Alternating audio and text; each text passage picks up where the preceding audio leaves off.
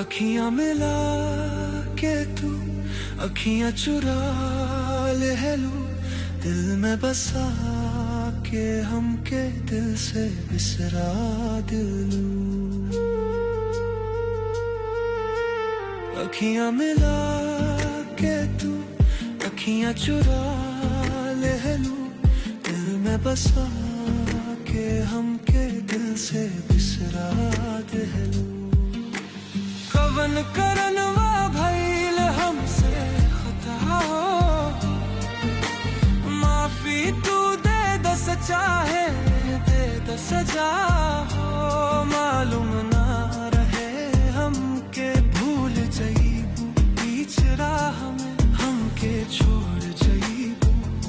का कमी रहे इतना बता दे, तड़पे दिन रात ये सोच के, कैसे भूलीब हम तो हर याद के। नींद ना आवे चैन ना आवे, तोहरा बिना दिल बेचैन रहे। अखियां मिला के तू अखियां चुरा ले लू, दिल में बसा के हमके दिल से बिसरा दिलू।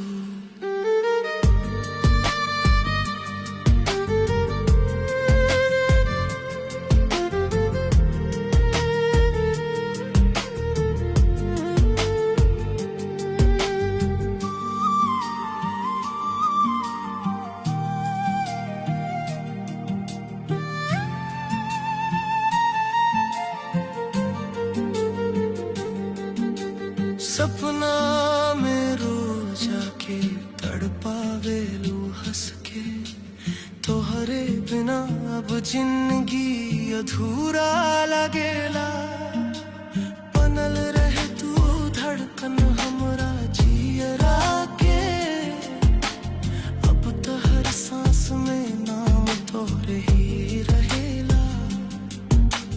कवन कसूर रहल कवन बात रहे, तोहरे बिना लागेला जग सोना भइल।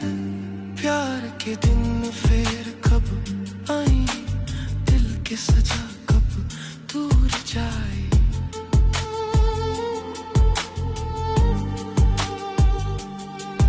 जब याद आवेला अख भर जाला, बीच राह में हमके छोड़ गईलू।